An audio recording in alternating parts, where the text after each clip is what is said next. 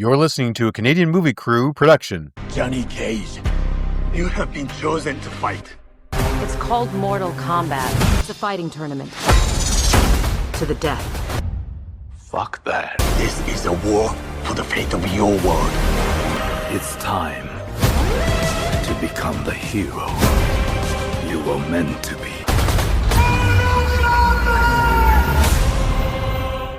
Ladies and gentlemen, welcome back to Film Studies. I'm Derek, and my superpower is putting on my sunglasses. And they say, why does Mean Mark sing his intro? Why does he do it that way? I'm Mean Mark. So, today, our main event will take a look at Mortal Kombat 2, but we got to do some house cleaning. Mark, you went to see Michael. I have not got a chance to see this yet, but I'm not worried about spoilers. I think I know how this goes. Yeah, exactly. Well, let me, if I may, for two of the movies that we're going to catch up with today, at least on my side, I'm going to tell you a tale of two sisters. Okay. Two of my sisters. We were talking, and it turns out one of them wanted to go see Michael. The other one was that I normally go to movies with the most. She wasn't interested. So me and my older sister, we went and we had a great time. During that, or just before that movie, we saw a trailer for The Sheep Detectives, which my eldest sister, and I only say that just to distinguish her from the other. Sure. So, well, we'll call her M. All right. M looked at it and she sort of laughed. I have zero interest in seeing that. My other sister, we'll call her S, was like, hey, do you want to go see this? Like, she texted me like the next day. So like me and M, we sent S a picture like, hey, having fun at the movies, and we totally told her the next time the three of us talked, she missed out on a really good movie here in Michael. Right. Yeah, it was. Well, first of all, the soundtrack's pretty good. Yeah, pretty much guaranteed of that. Pretty much. Yeah. I mean, but that's the thing. It's more than just the Jackson 5 and of course the Michael Jackson. I mean, you've got Gladys Knight and the Pips on there. Yeah, you've got Money. You've got Singing in the Rain. There's other. Yeah, Singing in the Rain. Oh, yeah, yep. Now he doesn't do it, but it's in the movie. So Right. If you're thinking you're just going to hear Jackson stuff, you don't. They're like, I think there's a scene like they meet someone quite famous, and I think I just said her name. And we come in, and one of her songs is being played. Like she's in the middle of a concert kind of thing when we get to a scene, and there's the Jackson 5 waiting backstage, and they get to meet her, you know what I mean? So right. Yeah, meeting Gladys Just Knight. her, like not the Pips?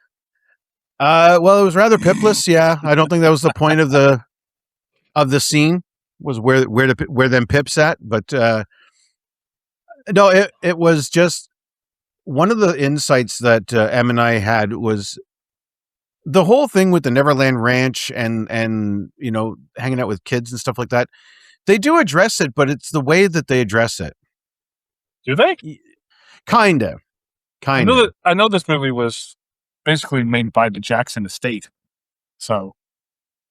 Yeah. I guess so. Except for Janet, who did not want to be in. Yeah, Janet didn't want to be in the movie. So. Yeah, she had some objections to what they were doing. I think some of the stuff that his daughter had, like his daughter had mentioned a few things that were apparently not as accurate, but still.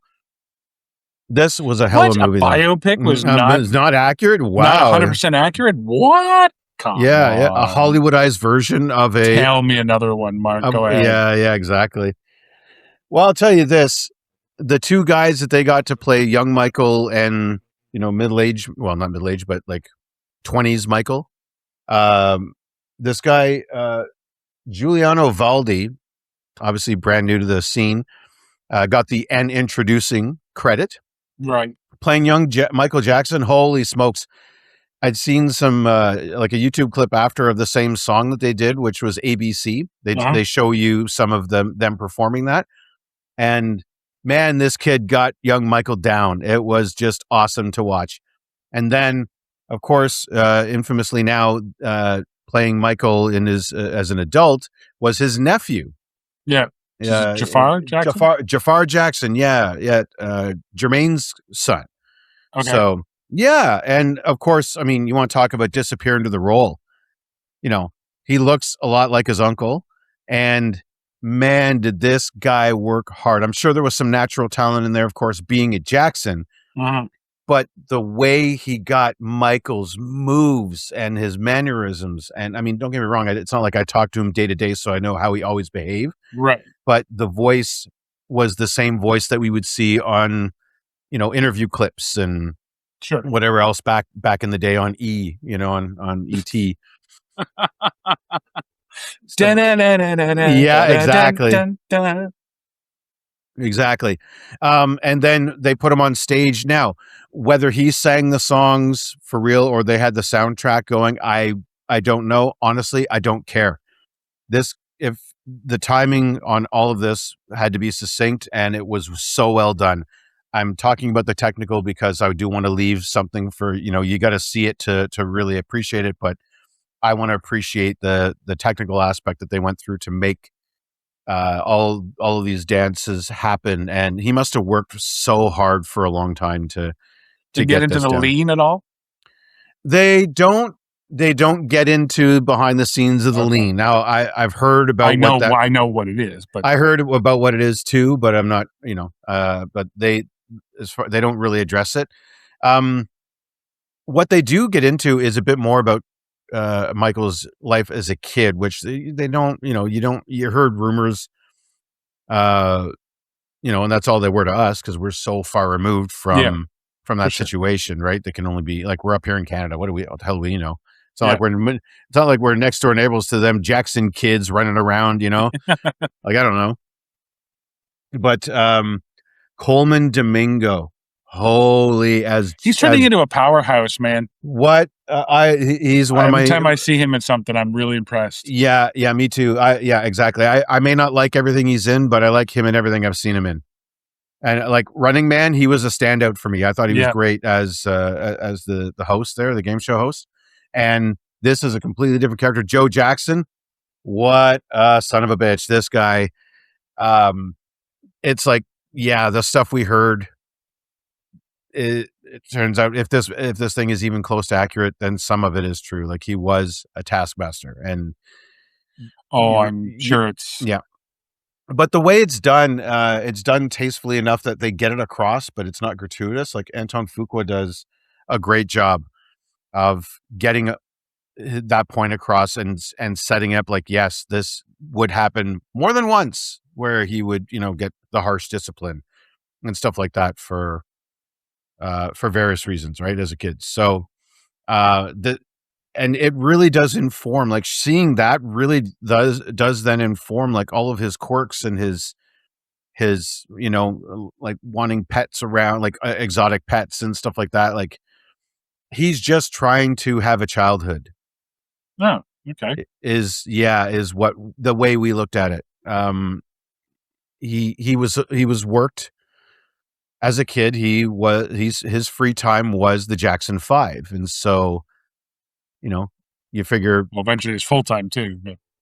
Yeah, well, yeah, when he's a kid in school, and so his after school job is just the Jackson 5, and he's a young kid, so playground time is not as much as other kids, and stuff like that. So you really get a good look into that kind of thing, which then informs, and you're watching him later on going, oh, okay.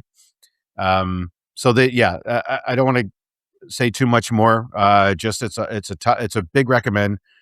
I didn't stop talking about it to the ladies at work like for almost 2 days after. Okay. And then enough to that, like the ladies like, okay, I'm going to get my boyfriend to take me on this weekend. We'll go see it. And then she gets back and we're about to talk about the movie, and then the boss walks in and goes, oh, we're having a party. I'm like, oh, come on, man. Like she just got here. Like killing me, Smalls. Yeah. So fantastic. I mean, I want to talk about the ending, but I want to talk about it with someone who's seen the ending. So okay. Maybe we'll re-adjourn sometime. I want to get your thoughts on the ending. So that's about all I'm going to say about that. Okay. Yeah. Like if I was talking to M right now, actually, I heard something at work that I want to talk about, but I'm not going to talk about it. So, but anyway, we had a great time. That one's like an 8.5 out of 10 for me. It was fantastic. Really, really cool to see behind the scenes of someone I had admired as, as such a powerhouse of a talent. Sure. For decades, right? We all did. Well, and that's the thing is like, I don't think people who didn't know Michael Jackson in the 80s and 90s, early 90s, I guess, don't know what Michael Mania was like. Yeah. Like Taylor Swift is huge and, of course, huge things, huge fans, tons of things. Not even a fraction of what Michael Jackson caused in his concerts. Oh, and it starts early too. Yeah. Like you see in this movie, like even as the Jackson 5 were coming up, like there was little, young women that were just over the moon for these guys, right? Yeah. Even, yeah. And then of course, like the concert scenes with, the people crying in the crowds, like just so happy to be there. And it's something, that side of it too is something to behold as well, like just the fandom. Yeah. But I did want to say something more about Michael real quick. The Mean Mark not patented, ask random strangers after the movie. Sure. Well, turns out I'm cut from the cloth because I asked these two ladies that were sitting on my sister's other side. It looked like a mother-daughter day, at the movies kind of thing. Sure. Asked them if they like it, and the young lady said, "Oh yeah, it was great." And then Mom, no, she went off, and then my sister joined in. The two of them, I just sat back. The only thing I regret about that is I didn't hit record on my phone. I would have had another review right here for us. I almost recorded a live review with those two ladies. They're around the same age, and just, oh yeah, they were in it. Like it was like the longest one of those I'd ever had, because I normally ask, did you like it? Yes or no. Here's some thoughts, and I leave. Nope. I almost sat back down. It was good though. Oh yeah. I'd listened to them talk and this and that. Oh yeah. It was fantastic. So, I appreciate you, sis, for the assist on that one. Yeah. All right. So I'll go with the one that I saw. Unfortunately, I think that it's been really kind of hectic for the last couple of weeks for me. Yeah. It was my anniversary. We had, wife's had some happy health anniversary. issues. Yeah. Thank you. So it was kind of up and down for a lot. But I was able to see a movie that came out around the same time as, Ready or Not 2, Here I Come. Mm-hmm. And it's of a similar vein. It's called They Will Kill You. And it's an eat the rich kind of movie. It's Zazie Beetz.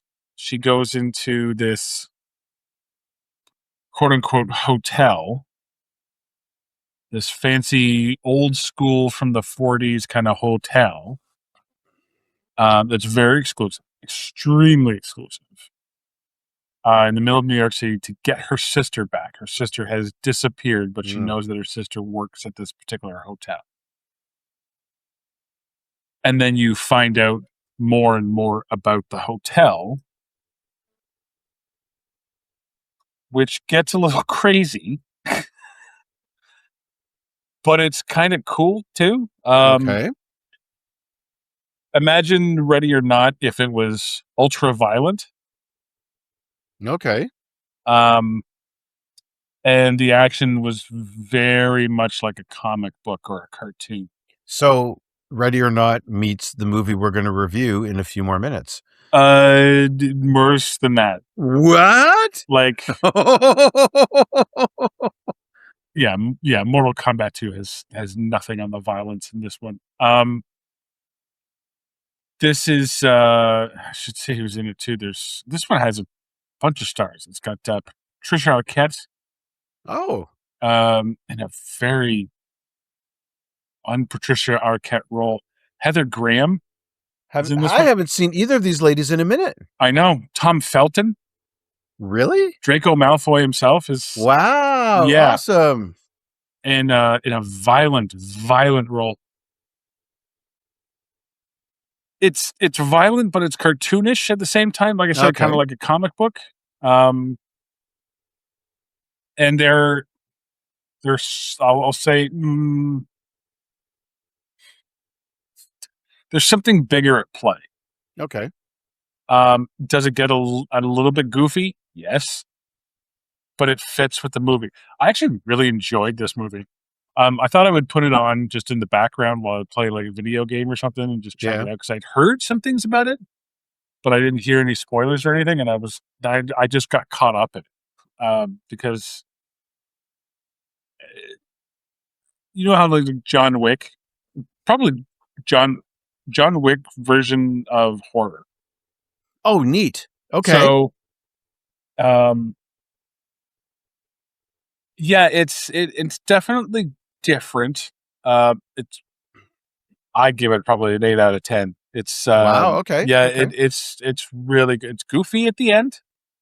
The extremes that they go to with the big reveal is you kind of do like a shock, blah. But at the same time, with the way the rest of the movie goes, it makes sense. Okay. I mean, it doesn't make sense, but you're kind of like, in for a penny, in for a pound. Yeah. Okay. There you go. There you go. It's that kind of thing. So yeah, it's called They Will Kill You. And I do recommend it. I want to get your thoughts on it. I'll watch Michael and you watch They Will Kill You. And then we'll have to maybe we'll do one of these again and really just on quickly. Our next show we'll we can actually talk about it more without being so vague. yeah.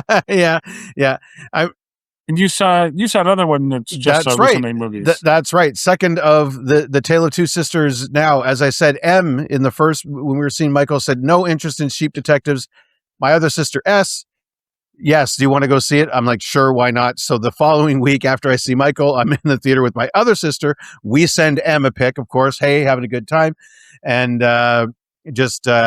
then we saw the Sheep Detectives, and it was better than I thought it was going to be. It was charming. There was a little humor in there. If you just buy in to the anthropomorphization of these sheep on a certain level, I would imagine that's a huge magic bean. If you can't swallow that, then just leave. Go find something else. Just like, there's no way Ryan Gosling would be in space. You got to buy that one for Project Hail Mary. Anyway, this kid can't really sing. You can buy that for Michael. No, he absolutely can sing. But anyway, so once you buy that, like that's the cute factor. And this little sheep society that they have built, like there's a belief system at play here amongst these sheep. Like an honest to goodness, they discuss the afterlife for sheep. Oh yes, it's quite something. Okay. Is this something you'll see? I don't know. I don't want to spoil. Okay, it's not spoiler to the plot, but it might be a detail that someone's like, "Hey, so spoiler alert!" Blah blah blah. Yes, according to the lore here, when sheep die, they don't die; they just become clouds. Oh, okay. They're puffy like clouds. So when their parents didn't die when they got older, they just one day became a cloud, and so they could watch over the flock. And it is darn cute. It's a lot cuter when Julia Louis-Dreyfus is saying it, and that's the other thing. The cast is pretty deep. Well, I know Hugh Jackman as the shepherd who gets killed. Yeah, Hugh Jackman, right, leading the charge. And I was trying to think about when this was filmed, and I'll tell you why. Yeah, as we both don glasses here. IMDb. I wear them normally. But then you have Sir Patrick Stewart plays one of the sheep. Brett Goldstein, who some of you might know from Ted Lasso, if you've ever seen that. I haven't. You have technically seen this guy because you watched Thor, Love and Thunder. He's Hercules, the guy at the very end where he's the guy that's going to go after Thor. Yeah. One of the only interesting points of that movie. Yeah, it introduced us to Hercules. Yeah, we got Regina Hall, Bella Ramsey, Chris O'Dowd from the IT crowd. I know Chris O'Dowd. Yeah, yeah. Very funny. He's very funny. Yeah. Rhys Darby. Rhys Darby. He's Rhys funny. He's Darby. Australian. Yep. Julia Louis-Dreyfus, as I mentioned, and Bryan Cranston. Huh. And get this, Bryan Cranston is playing the serious one. They have Sir Patrick Stewart. He's in for the yucks. Well, he did play the poop emoji, so yeah. I think elderly Patrick Stewart's like, well, I've made it. I don't need to be that serious anymore. The joke's number one. Make it so, you know. And then there's a couple of kids that play some of the younger. But then you've also got who is it? She's Emma Thompson. She's not doing. She's actually on screen. She's an on screen character. Okay. Yeah. They're like Lorraine Newman. She does a voice for that. There's a few other actors that I don't know if you probably if you watched a lot of British TV or movies, you would recognize them, but I don't. Yeah. Most of the recognizable names for me anyway was all in the voice talent, and then Hugh Jackman and Emma Thompson. As far as the live action goes. So, it's a fun little, and now what's funny to me anyway, to me and S, we had a good laugh because, well, our other sister loves detective stories. So she might have missed out on this. S missed out on a great soundtrack in Michael and some great dancing and stuff like that. And all that movie had to hold. So really what I'm saying is that between the two sisters, all three of us should have gone to both movies and everyone would have had a good time. Next time they're going to listen to me, because I told you so came out afterwards. I was like, well, you missed this and you missed that, and there you go. And I'm the only one who did the awesome. And I'm the only one who knew. Yes, exactly. No, Sheep Detectives, cute story, recommended. Take your wife to it, or at least you and the wife. So this one was basically Hugh Jackman is the shepherd. He gets killed, and the sheep have to solve the murder. Solve the murder. Yes. Now there's what they do. There's also a one inept cop. So that's part of how they get the job done is by helping them along a little bit. So yeah. They don't go so far as to have like the sheep aren't, smoking and of all the meadows of all the Europe, he had to wander in the mine. You know what I mean? Like all that stuff. Like it's not detective like film noir. They're not chasing down the bad guys, putting them in handcuffs or whatever. Yeah, but it's very cute and clever how they solve the mystery. And find who it was. So, sorry, I'll give that a nice 7. It was a cute, fun romp. Like it was a bit better than I expected, and actually, I actually did have to do a little work to go along with like figuring out who done it. Okay. Yeah. I guessed I had a couple of guesses wrong. So, okay. Yeah. Well, our main event here. Doesn't need any figuring out. It's Mortal Kombat 2. Yeah. This was the sequel to the 2021 movie, I guess. Yeah. It is. Yeah. And this one now I had to go back and listen to our show on that one because I do not remember that movie at all. Apparently I enjoyed it. Yep. And I hated the Cole character, but we'll get to that. well, this movie's gonna agree with you, I think. And this movie is very much a correction to that one. Oh yes, big time course an correction. Apology tour, as they whoops. Yeah. Spoiler-free thoughts, Mark. What'd you think? Oh, I like this one too. If you saw the last one, there's no spoiler that the tournament actually begins now. Yes. And so for that alone, thank you. All right, let's get to our fighting tournament in the movie about a fighting tournament video game. So yeah.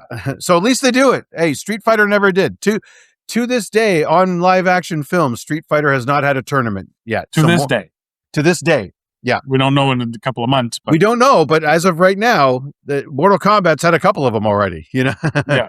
So we're at the tournament. So all right, we're here. They're not dilly-dallying. So I'm liking that. And I like the fresh injection of the new characters. I think the they, some. I wasn't sure about Carl Urban. Thought like he's got the look for it, but at the same time, I was like, man, he's like older than I. Well, Hollywood 90s, like washed up 90s Hollywood action star. That's the problem, is that they didn't need that. They needed current 90s action star, I think would have been, like, yeah. Like Carl, I mean, that's what I mean. I'm glad it wasn't Glenn Powell. Well, yes, at least they're not still trying to make that happen in this movie. Yeah.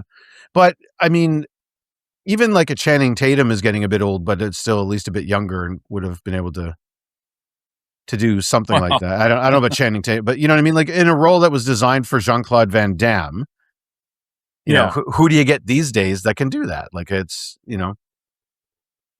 but that's why I think Urban does well, because he at least fits the Urban is okay. I had no objection to Urban. No, and kudos to the stunt team. They made him look really good. Yeah. Oh yeah. Again, the fights are very good. They're action packed. I enjoyed it too. I got walked out having a positive experience. Wasn't blown away. I want to see it again though, because there's so many fights. I kind of lost track of I didn't have a card there. Like I was a scorecard. I could, Oh, well, there's like, because of the, the preliminary matches that happen kind of on the way, and, well, it's just that there's things. I do have a couple of things about this movie. Number one. Well, let's get into spoiler territory. Yeah, get into spoilers. The term mortal in this particular movie. Yeah. Is played fast and loose with. When there's a Mortal Kombat tournament, I expect more deaths. Yeah. They don't all, spoiler alert, as we said, they don't all end in deaths, which is surprising. But I mean, it's like, okay, you're going to get Carl Urban. They did have they built the out in. Raiden gives us that line. If they're merciful, then okay. Yeah. Okay. But fine. But at the same time, when the movie ends and you have 6 to 8 characters who are in the tournament walking towards the screen, walking towards the sequel. Well, you have a couple that weren't in the tournament, like like Baraka was not in the tournament. Okay. Was Jade? No, I Jade don't think was in the tournament. Yes. Who did she fight? Jade fought. Jax. Jax. Yeah. That's right. But they both live. Yeah. Yeah. It's finally time for Mortal Kombat, and Johnny Cage is like you said, Carl Urban, and he's basically pulled into it. See, and that's another thing too. They try to recruit him. Yep. And he gets told everything, and he gets pulled into Raiden's house, I guess. I don't know where this is. Yeah, some temple. And he basically says no, says good luck with your tournament. They're like, well, fuck it, we're going to pull you in anyway. I'm like, well, then what was the last 10 minutes for? Well, it's the way I took it, it's like you don't even have a choice. Like you just get beamed up. Yeah, that's what I'm saying. So if they had never told him, he would probably still be on his, he'd be even drunker, and then just kind of get zapped into a, like he'd be at the end of his night, he'd be out, how many drinks in, and then get just beamed into this tournament and get his ass killed. He was already drunk. Like he was sauced when they picked him up, but they at least gave him some time to sober up and talk to him for a second. No, I did like how it started off with him at a convention. We started off with a clip of his horrible 90s movie. Caged Fury. Uncaged Fury, yeah. Where the rocket launcher gets shot down, yet somehow hits a helicopter in the sky. That's like 80s action movie. That movie is rife for, or is it? I think we need to get that movie. That movie, Uncaged Fury, that's a stay tuned for, or is it? It's it's Sonya and Jax come to Jax. No, Sonya and Raiden come to him. Yeah, bad move, by the way. What's that? Oh, I would have picked Sonya and Jax. Well, yeah, but you need Raiden to get you there because they teleport. No, I know, but like, let's our human to thunder god ratio should be a bit higher on the human side when introducing someone to a tournament on another dimension where you might get killed brutally. Right. Yeah, just saying.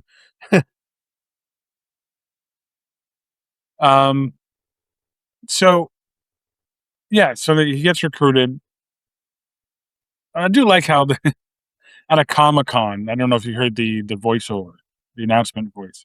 It says, "Please meet all your favorite YouTube stars and influencers at this particular booth." And I'm like, yeah, that's what the Comic-Con has basically become, hasn't it? Yeah. That's sorry, I drowned that one out because I'm used to drowning that one out at actual conventions now. I don't have favorite influencers. So I like that. He's the washed-up '90s star who doesn't get anybody recognize him except the guys at the bar. Yeah, well, I've been to convention. Like I've seen the only time I ever saw Steven Seagal was at a convention just like this. Yeah. But I meant he had a line. No. No, not as big as you think. Good. So anyway, they get to the tournament and they find out that again, they. I brought this up in our last review too, but if it's the 10th tournament, or at least Outworld has won 9. Yeah. We don't know if Earth has won any. We just know that Outworld has won 9. Well, I think if you they have to win in a row. Yeah, that has to be 10 consecutive. Before the odds are literally stacked in Earthrealm's favor. They only have to win 1, and then the clock resets. Right. The problem is winning that 1 seems to be a bit of an issue. Well, the problem is, they've already lost 9. So yeah, what kind of fighters are you getting? Are you saving your best for last? Is that because why would you do that? You know what I mean? Like you're getting you're getting the bottom of the barrel at this point. I'm thinking that the first couple of times, like because it's like once in a generation, so this is like hundreds of years ago. There was probably the guys that did not have the superpowers because Lord Raiden wasn't telling them shit. Or they just sort of show up in the tournament and get their ass beat, not even knowing they're in a tournament. The way this one's programmed, it's just the gods pick them, don't tell them, and then they zap them in.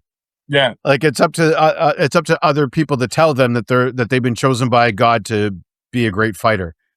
Well, they pulled Johnny Cage in, and they're like, "Yeah, so this fight starts like basically tomorrow." He's like, "Well, you've had all this time to tell me about it." And he's like, "Well, you weren't our first choice." Oh, because it's because he's the sub for Kung Lao.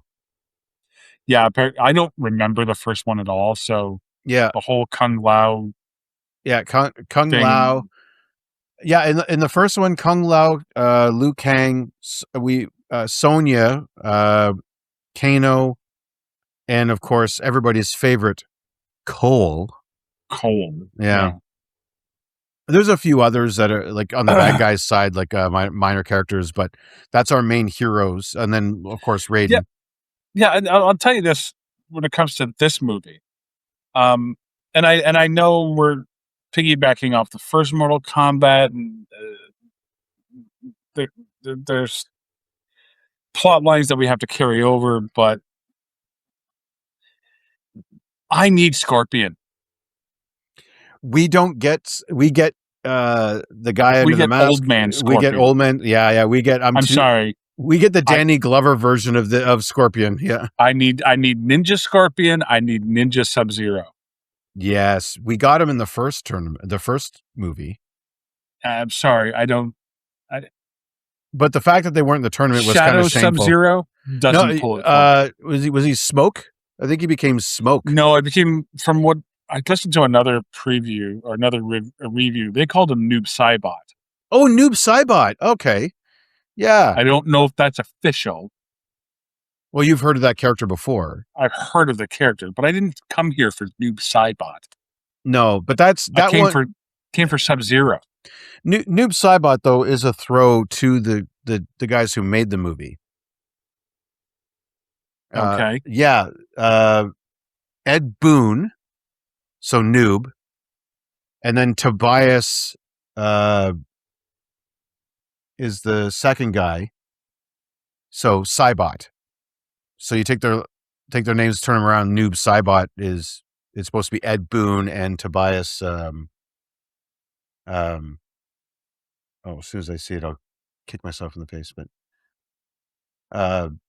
I just watched it this afternoon, and I remember. Oh yes, there was. But yeah, that's where that name came from. It's one of each of their names turned backwards, and that's where they got Noob Cybot. And this is like in 3 or 4, like after the first one. Yeah. They because it got so big, they were coming up with new characters. They came up with one to just sort of like the creative came up with one as a throwback to the original creators. So, but yeah, well, the original creator's actually in this movie. He's the bartender. Oh, is he? Yeah, the guy that created Mortal Kombat was the stand-in for the Scorpion, Sub-Zero. He does Get Over Here and Flawless Victory and Fatality. Oh yeah, the guy that made all of those. That's the guy that actually, he's the bartender.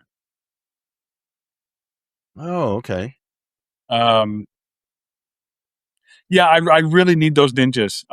To be honest, especially when the rest of the cast, they spent a lot of time making them look like the characters. You know what I mean? Jax has got the arms. Shao Kahn looks fantastic in this movie. He does. He doesn't look like a middle-aged former MMA star like they did in Mortal Kombat. Yeah, he doesn't look like a professional wrestler you'll see down at the Lions Club or the exactly at the Ag Hall. He looks fucking great in this movie. They all do. They all do. Katana looks great. Jade looks great. I like that they toned Melina down just a bit. Oh, no, Melina was killed in the first one. Not Melina. Sindel. She wasn't like porn star Sindel like they had in Annihilation. You will die. Yeah. I mean, there's something about that performance which I love in and of itself, but that's if it's on mute. Yeah. And again, Josh Lawson, man, I knew him playing a horny pharmacist in a sitcom in Superstore, and this guy turns out he's an Australian asshole. Steals the movie. Kano does. Yeah. And I had to laugh too. Carl Urban's like, he gets to use his accent and you have to suppress yours. That must have been so hard when those two guys were together. Yeah. Because one of them has to suppress their accent and the other guy in Superstore didn't even know he was Australian. When he was in Superstore, I thought he was an American dude. And then I see him and then I found out later that's his natural accent. He didn't have a laser eye in the last one, did he? He gets it in the...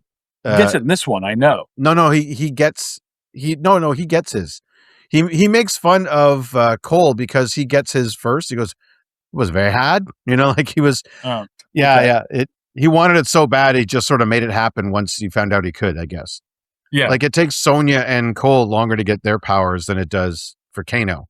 Yeah. Yeah. Yeah. No, Kano is great. And now his costume doesn't look all that much like Kano, but I mean, he makes up for it in the character. Oh yeah, you don't need the white jumpsuit. He doesn't need to look like he's working at NASA. You know what I mean?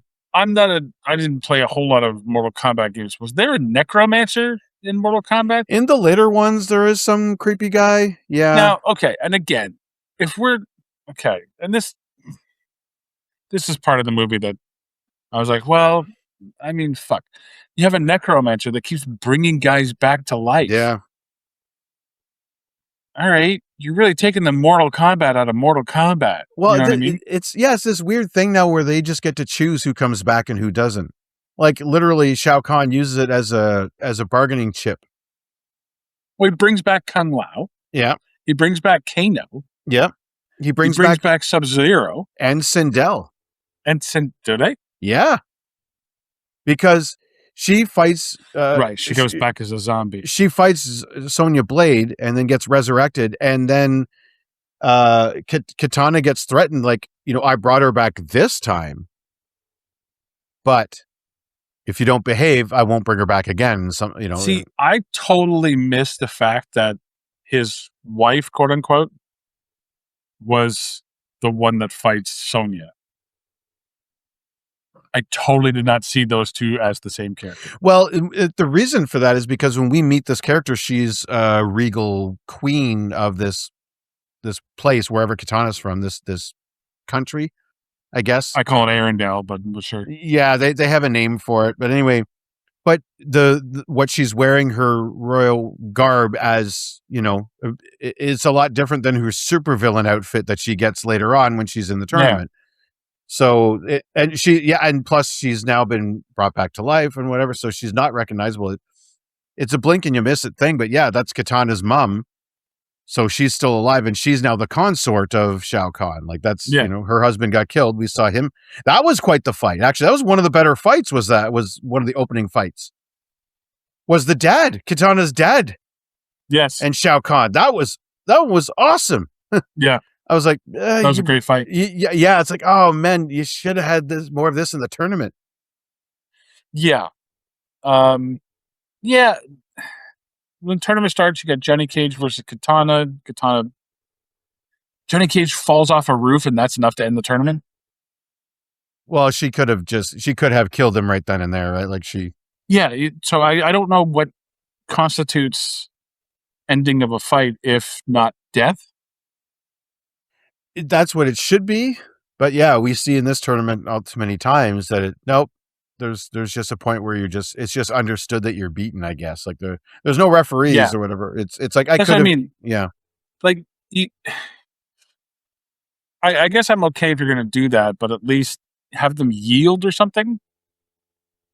I think yeah. Like have them give up. You know what I mean?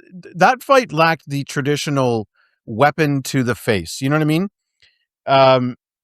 You've knocked your opponent down. You go in what could be the killing blow, and you stop short. Right? Yeah. There's the end of the stick, the knife, the gun, whatever you're pointing at them. Whatever weapon you've been beating their ass with gets right up in their face. This is the I could kill you now, but I will be merciful move. We didn't have that this time. Yeah. It's done later, better between Jax and Jade. Kind of. Well, because he pulls out her staff and he twirls it, and it's right in her face, and he just means it as a, you know, like I could have killed you, but help me. Yeah, let me help you out. Yeah. I don't think that pause was enough, though. It sort of immediately goes to I'll help you out, but it's there. Like I'll give you that. Well, yeah, I think at this point we do understand that like he wasn't going to kill her because she's friends with Katana and Katana is their ally. So the friend of my friend kind of deal, right? So yeah. So I don't think we were I don't think we were expecting Jax to like, you know, squish her head and pop it like a grape or something. But the other thing I don't understand is if you have the power to bring back people, why aren't you bringing back Goro? That's a good question. Why did they bring back Motaro or something? You know. Yeah, well, Goro, we have seen Goro. We haven't seen Motaro. Maybe they're saving that for the next one. But you make a really good point. Goro was fierce. He was like, it took Cole everything he had and getting superpowers during the fight in order to barely win. Like he got his ass beat during that fight, and it was at his place, in his front yard. He was getting beat up in his own driveway. You know? Yeah, I don't remember. To be honest, I don't remember. The wife and kids watching, and then you're getting your ass beat by some stranger in your own driveway. That's humbling. But But you're right. Why? Yeah. At least they should have made it harder. Like there was you know what I mean? Like there was a legitimate choice as okay, we could only Master, I can only resurrect one. Now he kind of sounds like a Lambert. I don't know why. Yeah, but yeah, I'm just itching to do the voice. But I'm sure. Yeah, well, don't give me any Raiden lines to say. No, but you know, it'd be that kind of thing where it's oh Master, I can only resurrect one fighter. You know, yeah, turn them into count. Yeah, you know? it's. But no, this just like it's like he's got a lineup there at the morgue. And who's going to get their loved one resurrected? You know, there's really no rhyme nor reason. It's because that's why. Yeah, you know what I mean. They bring back Kano for a reason. They need something from him. Okay, good. Yeah, Kano has stolen, which is a big plot point. He's stolen an amulet An amulet? Amulet, yep. Amulet from Raiden's house. Yeah. How? I don't know. I guess I don't know how Kano sneaks into anything, but okay. Yeah. Kind of announces his presence everywhere he goes. This is before Sonya kills him in the last movie. He's Mhm. stolen this amulet that if you can power it using the essence of a god in order to give you immortal powers. Yeah. So what they do is they resurrect Kung Lao. He slices Raiden's throat open, not to the point of killing him, because why would we want to kill people in a movie called Mortal Kombat? Yeah, that's true. That powers the amulet. The amulet gets bonded to Shao Kahn, and he basically goes through the tournament as immortal, which cheating. How is exactly? Where are the elder gods to be like, hey, we could have done that. Who are the refs here? Like who decides when? Now I did like those sky torches. Yep. I liked that idea. That was so there's cool. 5 on one side, 5 on the other, and you can tell different colors and who gets eliminated. Mm-hmm. But I mean, who decides when that goes out? And who's running the show? Like who's enforcing the rules? If what few there are, like that's the problem. There's no like in Annihilation, the elder gods do get involved in that. Like as shitty as that was, they at least had there was the one rule, right? And so even Shao Kahn or nobody could break that, right? There was at least a barrier, limits on what the bad guys could do to win. But here, it's all bets are off. Like, I mean, let's face it, the whole first movie was practically built around, well, what if we kill all their fighters first? And so they go and they start trying to, like, Jax gets his arms because Sub-Zero freezes his real ones off in the first movie. That's trying to kill him to, stuff like that. So, I mean, I don't know. The ruling body is, it's not very present. I know. Just like I said, it's the mortal problem I have in this one because there's just no mortality. Yeah, especially when you're bringing them back to life. I guess that's my thing. What I think happened is that not only the writers but like the creators, I think they just got all too attached to all of their characters. They don't want anyone to die. Yeah, and I get that. Except Cole, because he's the new guy. So okay. Yeah. Oh yeah. He gets fucking killed. Yeah. I was like, okay, good. Once I saw he was fighting Kung Lao, or not Kung Lao, sorry, Shao Kahn, I was like, well, he's dead. I'm like, this is it. This is how they're going to get rid of this guy that they tried to shove down our throats. Yeah. No, and this is no offense to the actor or what he did in both movies. No, but the character sucks. No, they trying to shove his a new power character. is that his shirt absorbs hits and gives him fuck off. Yeah. Like, well, that's lame. The thing. You have 1,000 different characters by now, and yet you had to make another one. Like I think I said that new one. Why? Yeah. Why a new one? Yeah. If he's a descendant of Scorpion, make him the new Scorpion. Absolutely. I said it in the last one. He should have say it in this one. He should have just been that. He should have just been new Scorpion. You're absolutely right. And this. So somehow Sub-Zero returns, and then great grandson has to finish this family feud. It writes itself. You know what I mean? Like, yeah. And then he gets to level up and become the new Scorpion. I think that would be amazing. Jax eventually dies when they're going for the amulet. Sonya lives.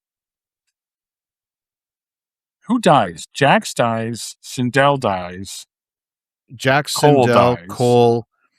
Is that it? You get Shao Kahn eventually dies. Kung Lao again. Kung Lao,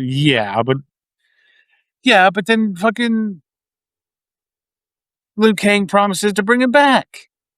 I think the whole third movie is just going to be undoing this movie. But okay, who cares? We lost too many friends. Let's go get them. I'm like, what? They're just going to go to hell and pull all their friends back up. I'm like, for what purpose? You've already won.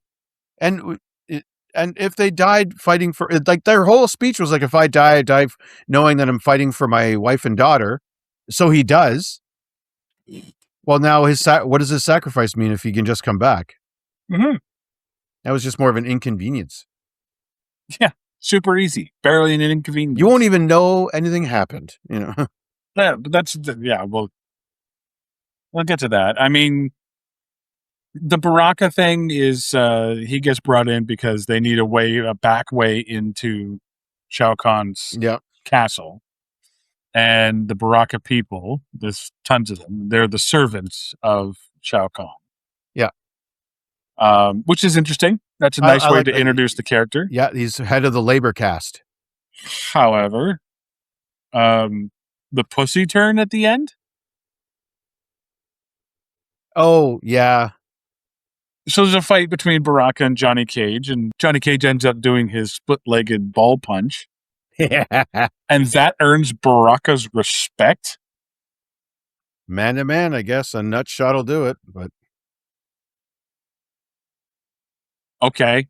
yeah, So then Baraka just becomes like he's on the team now. sycophant for Johnny Cage. He becomes his apprentice. Yeah. Like, okay. Like, you didn't really think too far past the fight, did you? Like, nope. Like, you wrote yourself into a corner in this one, didn't you? Like, oh, okay, Baraka wants to fight, and Liu Kang pretends he's going to challenge him, but then Johnny Cage makes the speech, and so Johnny Cage has to fight Baraka. And this is where Johnny Cage learns that he can fight again because he's an actual real fighter that turned into a movie star a la Jean-Claude Van Damme, and now he has to learn that he can fight still. So, okay, This is where he learns how to fight, and then oh, we don't want to kill these guys. Baraka becomes a pussy and just becomes his slave. There, done. That's basically what happens. Yeah. Like, okay. And weirdly enough, like at the end of the movie, Johnny's going to just hang with those guys now for a while. Yeah, because he promised that he would. Yeah. And that's the other thing too. Baraka takes him down, takes him in the back door, takes him into the hallways, the dark, creepy hallways. Kills the two guards, and then is like, okay, I'm done. See you later. And then walks away. He literally says, this is as far as I dare to go. Like, even he's scared shitless. But he only goes 2 fucking minutes. Yeah, yeah. After the initial fight. So, all right. You could have just pointed. Well, he killed the guards and he pointed, yeah. Okay. Yeah. They could have killed the guards. Yeah, yeah. Inept guards. Okay. Yeah. The other thing I'll say in this movie that took me out of it was the special effects. Oh, okay. I will say this: the special effects were not great. In some spots, I could really tell that they were bad CGI. That having been said, it didn't take away too much because this movie is kind of like a cartoon, and it added to the cartooniness of. Yeah, yeah. Of the whole thing. It really did push it like into the over the top. Yes. Yeah. Which is what this movie is. Like, I remember in the fight with Katana and Johnny Cage, there were some bricks that fell, and I was like, okay, those are obviously CGI bricks. Like, they'll look real. Like, so much so that it took me out. I was like, oh, that's a special effect gone wrong. The whole background of the hellscape at the end, where so it's not even Sub-Zero, it's Bihan. Yeah. You know what I mean? When Bihan is, holding the amulet, and you have Kano on one side, I think Liu Kang is on the other. Liu Kang and Bihan both use fire, and then Sonya's using her. No, it's or Kano's eye. Sorry. Yeah, Kano's eye, Liu Kang's fire, and then eventually Johnny Cage learns his shadow kick. Yeah. Okay. It seems pretty weak that the shadow kick would be the big. Yeah, and you know what I mean? Yeah, and he doesn't get to use it. No, like he does it once and that's it. And then it's like, wait, he just learned this, like, and now he can't fight. He's got no more fights. Well, it's because the tournament's over. No, I know, but like he doesn't get to use it on Shao Kahn or anyone really in a straight up fight. He's just trying to break a piece of jewelry at this point. Yeah, yeah. So I'm like, all right. I mean, cool, but I mean, it looks good. Yeah. I think I didn't mind the graphics so much because it was over the top. I was like, no, okay, this is sort of what I'm expecting. Yeah, like realism. You left that, you traded that for your movie ticket, right? Yeah. So, but To a I mean, point. yeah, I see what you're But I saying. mean, though. They like, you could have go made it look so a bit over the better. top of making all of your characters look like the video game characters. Spend a whole lot on costume design and that kind of thing. Yeah. You couldn't spend it on the visual effects too, to back it up. You know what I mean? Like, to support it. Yeah. I guess a little So, bit more. Yeah. but like I said, it took me out, but it didn't take away. Fair enough. Okay. Like, if I could say that. Hmm. Yeah, we get down to the end. It's Shao Kahn. Shao Kahn is fighting Sonya, and there's Shao Kahn and Katana for Outworld, and Sonya's the only one left for Earthrealm. Sonya and Liu Kang. No, Liu Kang was already been defeated. No, Liu Kang beat Shao Kahn, beat Kung Lao, so No, he won his yeah, round. but Liu Kang lost somewhere else because it came down to Sonya. Nope. Remember, because Earthrealm runs out. No, it's Shao Kahn decides to take on both Liu Kang and Sonya. Yes, okay. Yes, you're right. But Shao Kahn takes Liu Kang out. Remember, he realizes, and he basically Oh no, he does stab him. You're right. He does stab him, but then he says, "My job is not done here. My job is to get." You're right. He does. He eliminates him during the fight. You're right, and then it's down. Basically, Luke Skywalker's himself. He just takes him out. He takes himself out. Yeah. Well, he gets stabbed. He gets stabbed right in the abdomen. So yeah, but he's not dead, right? Not yet. And then he disappears. Or does he? Does he end up at the end? Yeah, he comes back because he fights with he's there at the end for the Noob Saibot thing. Yeah, but that's hell. So that could be the afterlife. Yeah. Anyway, but it ends up being Shao Kahn versus Sonya. Sonya gets quote unquote defeated. Yeah, but not killed. Yep. Not killed. And then this is where Katana, which I didn't know you could do this, switches sides. Yeah, apparently. So yeah, Sonya frees Katana. Uses her pink laser rings or whatever to loose her bonds, and then so she goes, "I renounce Outworld and all this and all that," and then the flame switches over. Whoop. Yeah, because they had won 2-0. Well, no, not 2-0. Yeah, they won 2-0. Well, they had 2 fighters left, and they had eliminated all of their opponents. Yeah, they won 3-5. They only lost 3 of theirs to 5 of everyone else's. Yeah. So, and then sort of at the same time where the amulet gets destroyed, he loses his, Shao Kahn loses his immortality. Katana comes back, slices his head off, I guess. No, stabs him both sides of the head. Oh, that's right. Yeah. Oh, yeah, and slices his head up because she turns on her blades, and it. Yeah. This 3-layer. Oh my! And this lady playing Katana, she was awesome. Yeah, she was great. She was fantastic. Yeah. Everyone does a great job. To be honest, it's kind of part I like is like the more Shao Kahn is a dictator, the more people are rebelling. You know what I mean? And it's starting from the top with the princess. Yeah.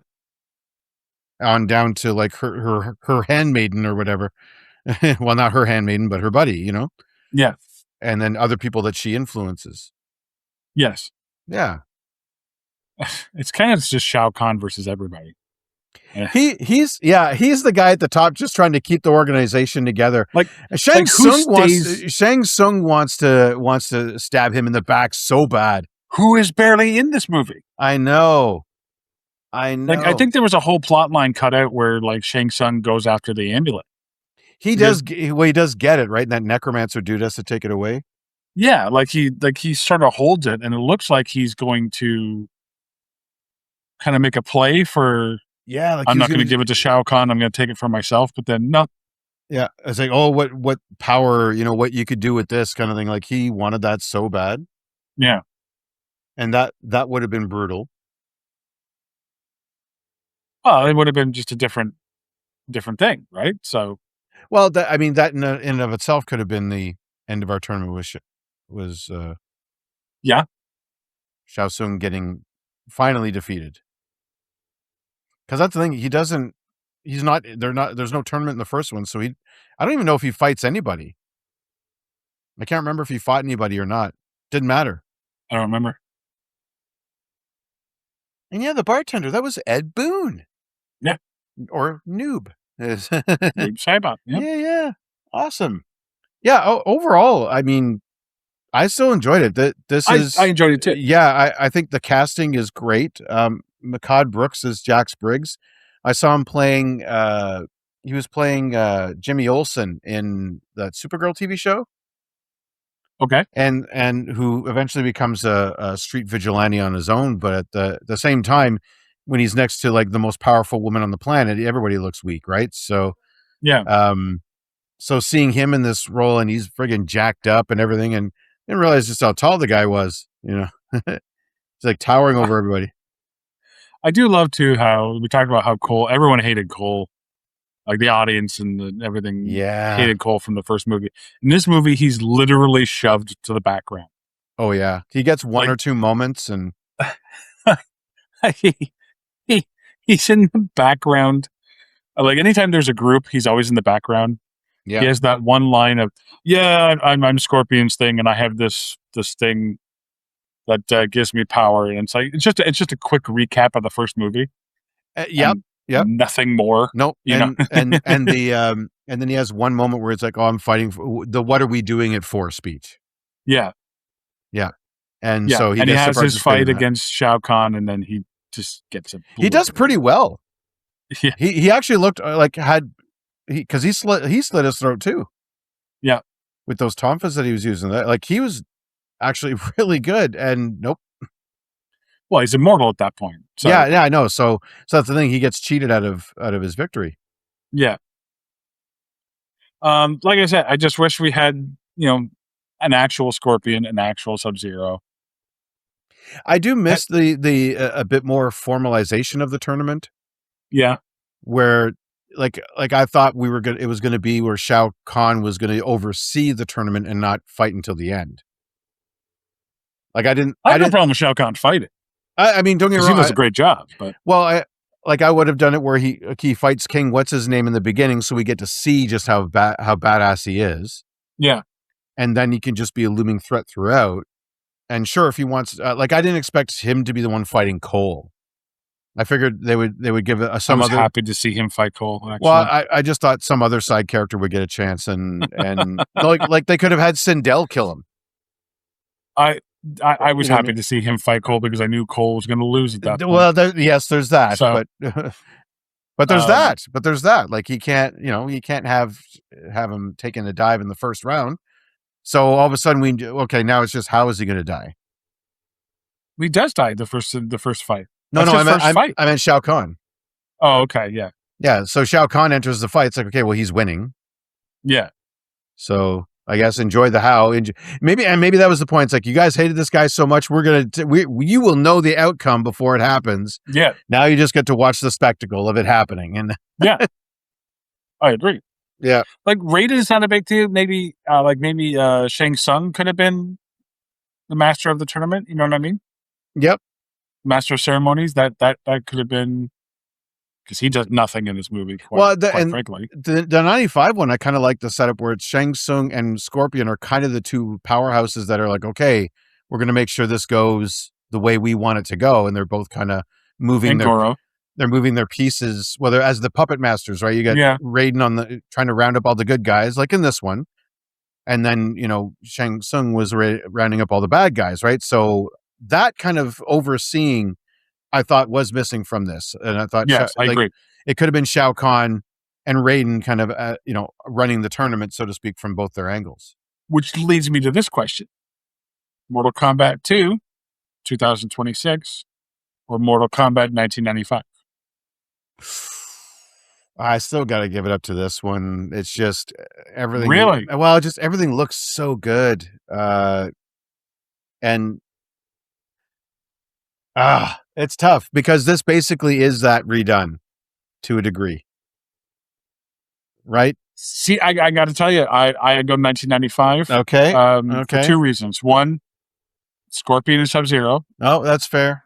You know what I mean? And I don't think this one does enough to beat up my nostalgia for it. And I admit that it's nostalgia. Okay, that's fair. I admit that the nostalgia is playing a huge factor in it. But this movie doesn't do enough to overtake that. I wish we had a Lambert cameo in this one. I wish we had Goro, to be honest. Again, yeah. You could bring it back. Well, they could. Why wouldn't you? They didn't have to kill him off in the first one. Yeah. Yeah. So yeah. No, it's true. When we finally, you're right. We finally get to the tournament. We don't have all the players from the game. Yeah. That's what I would have shot for. Is that first game? There's your lineup. There's your list of characters. Now, what story are you going to tell with them? Well, I guess the guys that made the movie wanted to tell a trilogy. They want to tell before the tournament, and after the tournament. That's been set up. Yeah. What are you going to tell after what's the story when there's no tournament? Well, they're basically going back to hell to get their friends. Okay. So they're going to rescue Cole and Shao Kahn. For what purpose? Because they can, I guess. They got a guy that can just bring them there, you know? But at least in Endgame, you bring back your guys in order to beat the Thanos. Big evil. Yeah. Right? Yeah. Who's left? Shao Kahn? No. The Necromancers Shang Tsung? Yeah. So the big bad in the third movie was the bitch in the second one? I guess. Well, does Shao Kahn have a boss? No. Not in this movie. No, I meant in the lore and maybe. Yeah, well, that you want to maybe it's against the elder gods in the next one. Who knows? Who knows? Yeah. Yeah, you want to blow your brains out? Just try reading up the Wikipedia on Mortal Kombat history. Thanks. Holy, I tried it one time. Thanks. I got bored at work once, and I tried it. I was like, my word. I was never able to get the fatality moves down on the fucking Super Nintendo. You think I'm going to get through the lore? No. Yeah. Wikipedia gave it a good old try, but boy, oh boy. Yeah, no. It's been written and rewritten. So I'll just take what you give me on screen. That's fair. Yeah, and so you're right. On screen, he doesn't have a boss, but he does have a guy who was kind of trying to pull the rug out from under him. Yeah. So, final thoughts, ratings? Still a really good time though. I enjoyed it. Yeah, sure. Yeah. I'm gonna give it like a good 7.5 fire hydras out of. Yeah. I was gonna say he used that in the last one, didn't he? He bit somebody's head off in the last one, didn't he? I think so. Was that Goro? No. Cole beats Goro. Cole beats Goro in his driveway. Yeah. Yeah. Yeah, for me, it's like I said, I had a good time. Will I ever watch it again? Probably not. I will. Will I remember this movie? Like, when I think about the first Mortal Kombat, my reaction is, I don't remember a fucking thing from this movie. I think by the time we get to our end of the year awards, I'll be like, oh yeah, Mortal Kombat 2 came out. Oh yeah, I kind of remember that movie.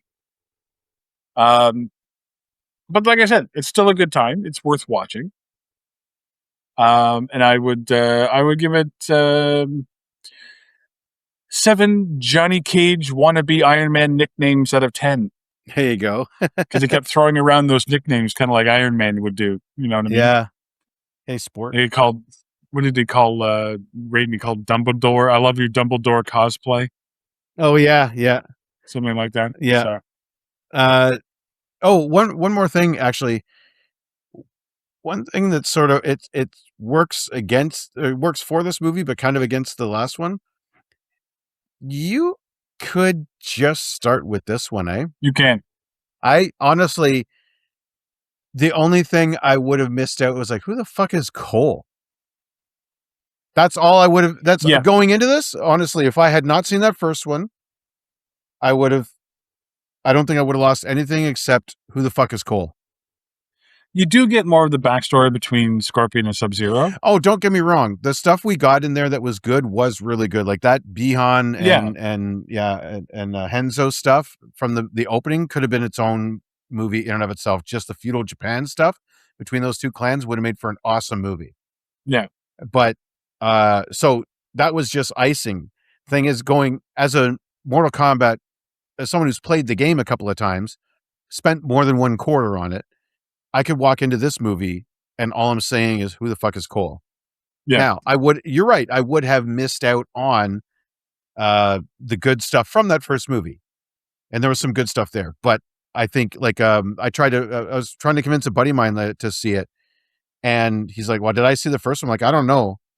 But I had a hunch. And now that I've seen it, my hunch was confirmed. I was thinking, I was like, because I was really going to pitch it. It was like, okay, the first one, they don't even get to the tournament yet. And they're starting the tournament now. You know the basics of this. I think you'll be fine. Oh, yeah, there's this guy named Cole, but that's about it. You know, like that's all I would have had to have done to catch him up. So in this movie, they recap anything you need to know from the previous movie. They recap pretty much, yeah.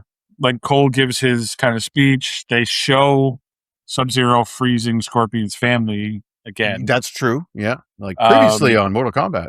If you don't know the backstory, you get that these two have beef. Yeah. You may not understand the full, but he does. Like I said, they show the family, but so you can obviously tell. Okay, he really hates this guy.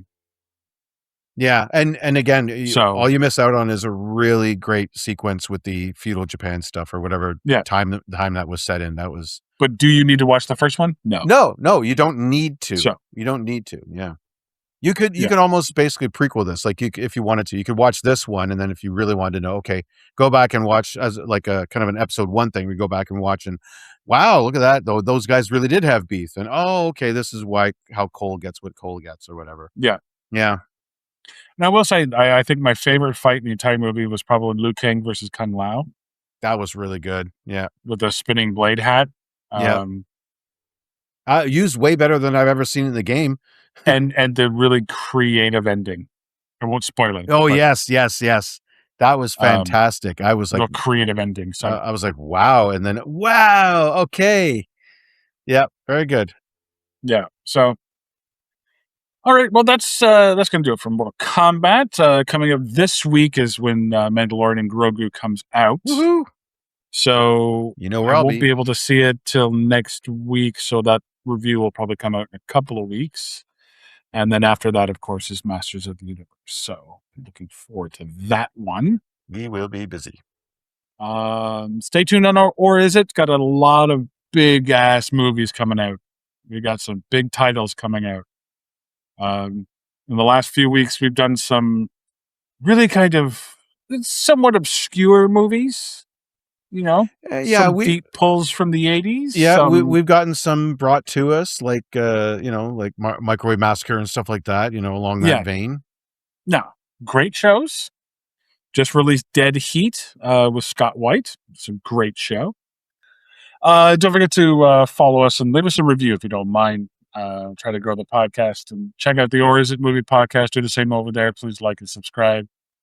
Find us on YouTube. Got a lot of interesting stuff coming up on there as well as all of our shows. So, Mark, thank you very much for coming out. Always a pleasure. And I'm Derek, guys. We'll see you on the next Film Studies coming soon.